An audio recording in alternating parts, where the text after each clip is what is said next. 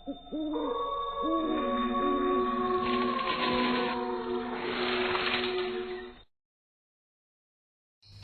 के 9:45 हो रहे हैं। शहर के सबसे पुराने और प्रतिष्ठित बैंक की मुख्य शाखा में सन्नाटा पसरा है। ये इमारत ब्रिटिश काल की है, जिसकी दीवारें 3 फीट चौड़ी हैं। बैंक मैनेजर आर्यन अपनी डेस्क पर बैठा आखिरी फाइल बंद करता है। उसे आज मेन वॉल्ट का मंथली ऑडिट खत्म करना है। वो भारी कदमों से बेसमेंट की ओर बढ़ता है, जहां हवा का तापमान अचानक से गिर जाता है। ये पुरानी सीढ़ियां हमेशा इतनी डरावनी क्यों लगती है, जैसे हर कदम पर कोई पीछे खड़ा हो। बस ये आखिरी तिजोरी चेक कर लूं, फिर घर जाकर चैन की नींद सोऊंगा। आर्यन लोहे के भारी गेट के पास पहुंचता है। वो अपना 6 अंकों का गुप्त कोड डालता है और विशालकाय पहिए को घुमाता है। आवाज के साथ 12 इंच मोटा स्टील का दरवाजा खुलता है।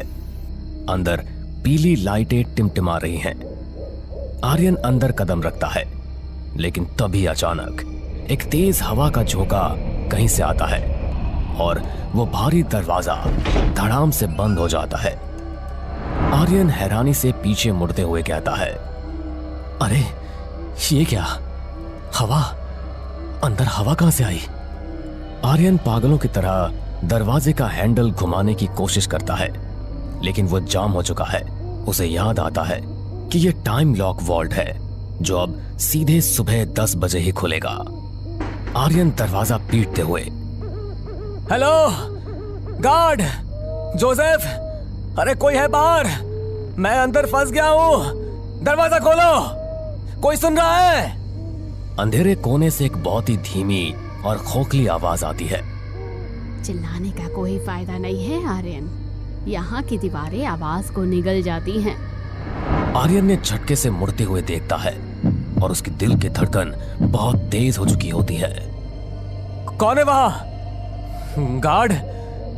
जोसेफ, क्या तुम मजाक कर रहे हो? देखो बाहर निकालो मुझे यहाँ से, मैं अंदर फंस गया हूँ। कोई मेरी आवाज सुन रहा है क्या? आर्यन अपने फोन की टॉर्च जलाता है। रोशनी का घेरा वॉल्ट के सुदूर कोने में जाता है, जहां पुरानी तांबे की पेटियां रखी है। वहां एक बेहद डरावनी औरत बैठी है, जिसकी गर्दन एक तरफ झुकी हुई है और उसने बैंक की 70 के दशक वाली पुरानी साड़ी वाली ड्रेस पहनी है। उस औरत को देखते ही आर्यन की आत्मा कांप उठती है। आप कौन है? यहाँ कैसे आई? क्या आप भी यहाँ मेरी तरह अंदर फंस गई हैं? वो औरत बिना पलक झपकाए आर्यन को देखते हुए कहती है, मैं फंसी नहीं हूँ, मैं तो इस तिजोरी की भटकती रूह हूँ। मेरा नाम सुमित्रा है। क्या तुम्हें याद है 1972 का वो साल, जब बैंक की इस शाखा में कोई इस तिजोरी में बंद हो गया था? 1972? सुमित्रा, रुकिए, मैंने रिकॉर्ड्स में पढ़ा था उस साल एक कैशियर तिजोरी के अंदर ही मर गई थी, क्योंकि दरवाजा बाहर से लॉक हो गया था। पर वो तो एक हादसा था। आप वो नहीं हो सकती। सुमित्रा की हड्डियां चटकने की आवाज आती है। फिर वो खड़ी होते हुए क्रूर हंसी हंसते हुए कहती है, हादसा? मैनेजर ने मुझे अंदर धक्का दिया था ताकि वो गबन का सारा इल्जाम मुझ पर डाल सके। उसने बाहर से हंसते हुए दरवाजा बंद किया था। क्या तुम्हें पता है आर्यन, जब धुआं फेफड़ों में भरता है और ऑक्सीजन खत्म होती है तो शरीर कैसा महसूस करता है? आर्यन सुमित्रा की डरावनी हंसी और बातें सुनते हुए डर की वजह से पूरा पसीने में नहाया हुआ कहता है, देखिए, मेरा उस सबसे कोई मतलब नहीं है। मैं तो बस यहाँ नौकरी करता हूँ, मुझे जाने दीजिए। मैं तो खुद यहाँ गलती से फंस गया हूँ, मैंने सच में कुछ भी नहीं किया। सुमित्रा धीरे धीरे आर्यन की तरफ बढ़ने लगती है और कहती है, जाने दो, 50 साल से मैंने किसी का चेहरा नहीं देखा। यहाँ सिर्फ सोना है, चांदी है, पर बात करने के लिए कोई रूह नहीं। आज रात तुम मुझे अपनी रूह दोगे। आर्यन पागलों की तरह मोबाइल निकालता है। उसका डर से बहुत बुरा हाल हो चुका होता है। नहीं, मैं पुलिस को फोन करूंगा। सिग्नल, शिट, यहाँ तो सिग्नल ही नहीं है। सुमित्रा हवा में तैरते हुए आर्यन के एकदम करीब आ जाती है। फोन की जरूरत नहीं है, देखो उस लॉकर नंबर 402 को देखो, वो खुला है। आर्यन की नजर लॉकर 402 पर पड़ती है। वो अपने आप धीरे धीरे खुल रहा है। अंदर से नोट नहीं बल्कि काले रंग का धुआं निकल रहा है जो फर्श पर फैल रहा है। ये धुआं, इसमें जलने की बदबू आ रही है। सुमित्रा प्लीज मुझे माफ कर दो। आर्यन का चेहरा अपने ठंडे हाथों से पकड़ते हुए, क्या तुम्हें गर्मी महसूस हो रही है आर्यन? देखो फर्श लाल हो रहा है, आग फिर से आ रही है और उसके साथ जलता हुआ धुआं भी। अपने आसपास देखो। आर्यन अपने आसपास देखता है तो उसे महसूस होता है कि आग की जलन और धुआं उसको चारों तरफ से घेरता जा रहा है। आग, फर्श जल रहा है, बचाओ! जोसेफ, पुलिस, प्लीज कोई मुझे यहाँ से बाहर निकालो, जल्दी प्लीज। कोई नहीं बचाएगा आर्यन। इस कब्र में जो आता है वो यहीं का होकर रह जाता है। हैरान होकर चारों तरफ देखते हुए, ये कौन है? यहाँ और कितने लोग हैं? तभी वहां एक आत्मा आर्यन के पीछे से आती है जिसका आधा चेहरा गायब है। मैं जोसेफ का दादा हूं, मैं भी इसी ड्यूटी पर मरा था। बैंक की ये तिजोरी सिर्फ पैसा नहीं रखती, ये हमारी आत्माएं और चीखें भी संभाल कर रखती है। तुम सब क्या चाहते हो मुझसे? मैं तो बस एक मामूली इंसान हूं। हमें तुम्हारी जगह चाहिए आर्यन। इस दम घोटू अंधेरे से बाहर निकलने के लिए एक जीता जागता जिस्म चाहिए। सुबह जब ये दरवाजा खुलेगा तो आर्यन बाहर जाएगा और उसके अंदर हम होंगे। सुमित्रा की बात सुनते ही आर्यन चौंक जाता है और डर की वजह से उसका पूरा शरीर पसीना होकर कांपने लगता है। नहीं, मैं अपनी पहचान नहीं खोने दूंगा। तुम रूहें हो, तुम्हें शांति मिलनी चाहिए। तभी अचानक से गार्ड की रूह आर्यन का पैर पकड़कर घसीटते हुए कहती है, शांति? यहाँ सिर्फ सन्नाटा है आर्यन, और अब तुम उस सन्नाटे का हिस्सा बनोगे। अचानक वॉल्ट के अंदर की पीली लाइटें लाल हो जाती है। तिजोरी के सारे लॉकर एक साथ खट खट खट करके खुलने लगते हैं। सोने के सिक्के फर्श पर गिरते हैं, लेकिन वो सिक्के नहीं है, वो इंसानी दांत है। ये नजारा देख आर्यन पागलों की तरह दरवाजा पीटते हुए जोर से कहता है, दरवाजा खोलो, कोई है? मैं मर रहा हूं, यहाँ ऑक्सीजन खत्म हो रही है, इस धुएं से मेरा दम घुट रहा है।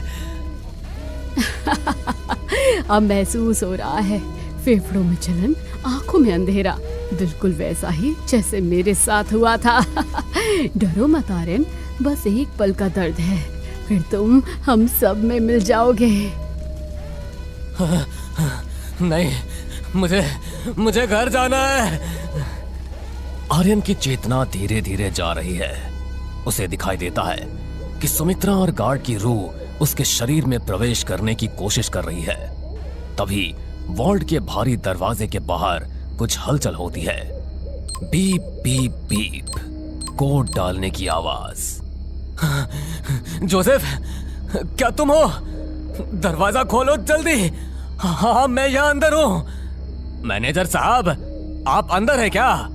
मैं रवि हूँ, नाइट शिफ्ट का सिक्योरिटी हेड।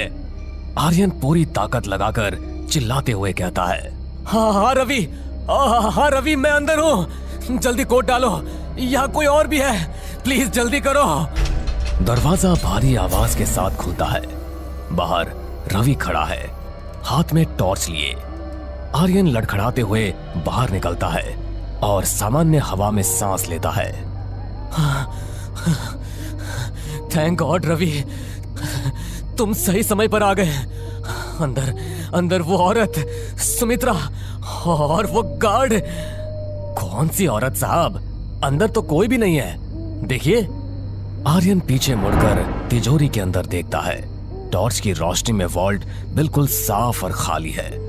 कोई सुमित्रा नहीं, कोई गार्ड नहीं, कोई धुआं नहीं। हाँ, लेकिन मैंने उन्हें देखा, उन्होंने मुझे छुआ भी।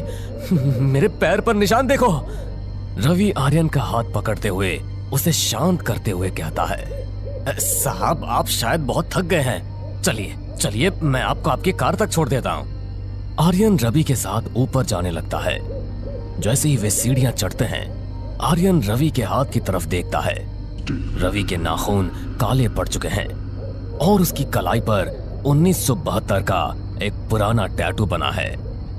रवि, तुम्हारी कलाई पर ये टैटू और ये बदबू, ये जलने की बदबू है। तभी रवि धीरे से मुड़ते हुए, उसकी आंखें अब पूरी तरह सफेद हैं। मैंने कहा था ना आर्यन, सुबह जब दरवाजा खुलेगा तो आर्यन बाहर जाएगा, पर उसके अंदर कोई और होगा। आर्यन दहशत में पीछे हटते हुए कहता है, तुम रवि नहीं हो, तुम वही हो, वॉल्ट के अंदर वाले।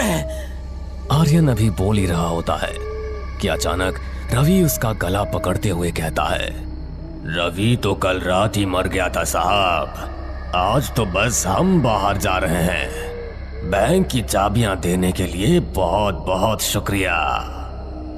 आर्यन की चीखें गले में ही दब जाती है। अगले दिन सुबह बैंक खुलता है। आर्यन अपनी कुर्सी पर बैठा मुस्कुरा रहा है। वो सबको गुड मॉर्निंग कह रहा है, लेकिन उसका हाथ बार बार अपनी गर्दन को सहला रहा है, जैसे वहां कोई पुरानी जलन हो।